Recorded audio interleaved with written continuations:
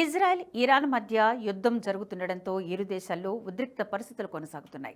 ఈ మేరకు ఇరాన్ వాయువ్య మార్గంపై సంచలన నిర్ణయం తీసుకొని తన గగనతలాన్ని మూసివేస్తున్నట్లు ప్రకటించింది. దీంతో ఎయిర్ ఇండియా సంచలన నిర్ణయం తీసుకుంది. పలు విమానాలను దారి మళ్లించింది. మరికొన్ని విమానాలను తిరిగి వెనక్కి పిలిపించింది.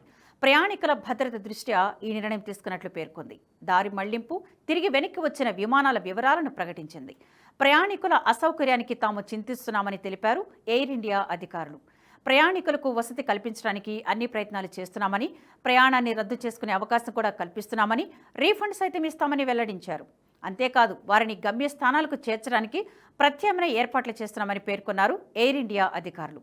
దారి మళ్లించిన విమానాలు లండన్ హీత్రో ముంబై రావాల్సిన విమానం వియన్నాకు, న్యూయార్క్ ఢిల్లీ విమానం షార్జాకు, న్యూయార్క్ ముంబై విమానం జెడ్డాకు, లండన్ హీత్రో ఢిల్లీ ఫ్లైట్ ముంబైకు, న్యూయార్క్ ఢిల్లీ వియన్నాకు మళ్లింపు, వాంకోవర్ ఢిల్లీ విమానం జెడ్డాకు మళ్లింపు, ఢిల్లీ న్యూయార్క్ ఫ్రాంక్ఫర్ట్ లేదా మిలన్కు, చికాగో ఢిల్లీ విమానం జెడ్డాకు మళ్లింపు, లండన్ హీత్రో బెంగళూరు విమానం షార్జాకు, లండన్ హీత్రో ఢిల్లీ వియన్నాకు మళ్లింపు, వాషింగ్టన్ ఢిల్లీ విమానం వియన్నాకు, టొరంటో ఢిల్లీ విమానం ఫ్రాంక్ఫర్ట్కు మళ్లింపు. ఢిల్లీ నుంచి టొరంటో వెళ్లిన విమానం మధ్యలో నుంచే ఢిల్లీ తిరిగి వచ్చింది. ముంబై లండన్ హీత్రో విమానం తిరిగి ముంబైకి వచ్చేసింది.